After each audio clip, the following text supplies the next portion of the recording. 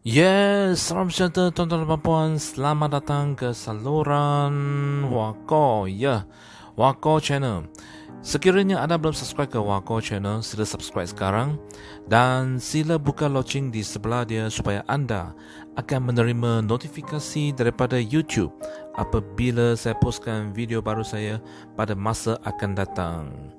Jadi tuan-tuan dan puan, sila subscribe sekarang dan mari kita sama-sama tengok berita yang gempar ini sekarang juga. Ya, berita dari Malaysia kini. Penutupan penuh ekonomi. Azmin seru pertimbang pilihan lain. Jom kita tengok.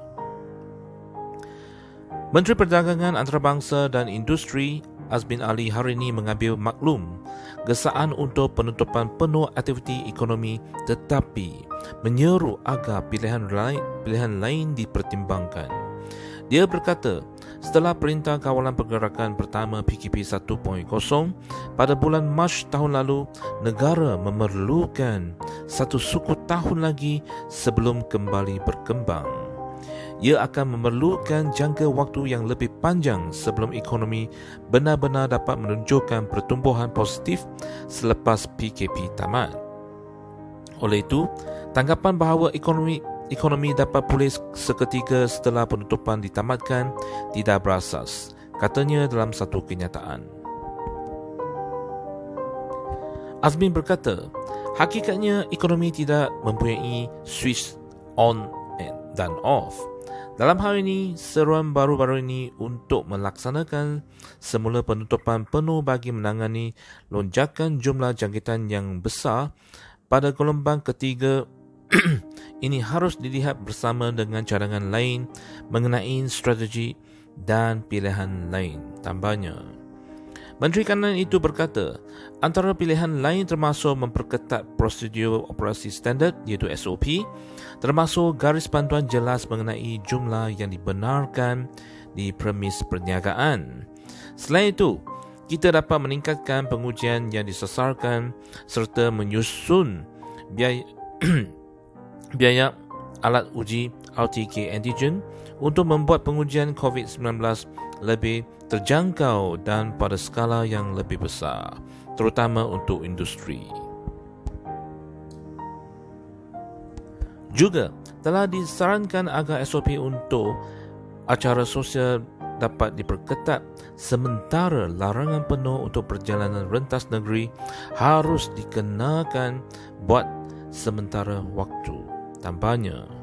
Kenyataan Azmin hadir setelah perbincangan tidak rasmi antara kementeriannya dan Dewan Perdagangan dan Industri Kesatuan Eropah Eurochem Malaysia dibocorkan.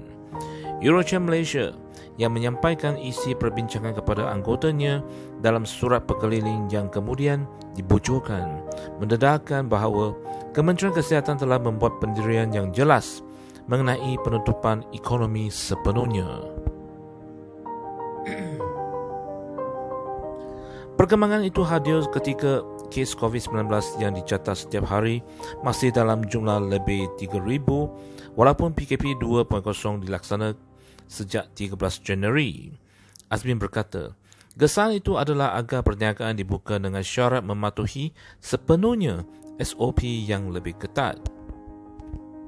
Penting untuk diperhatikan bahawa selain daripada masalah kesihatan dan ekonomi, COVID-19 memberi kesan langsung kepada rakyat. Satu orang kehilangan pendapatan mempengaruhi seluruh isi rumah.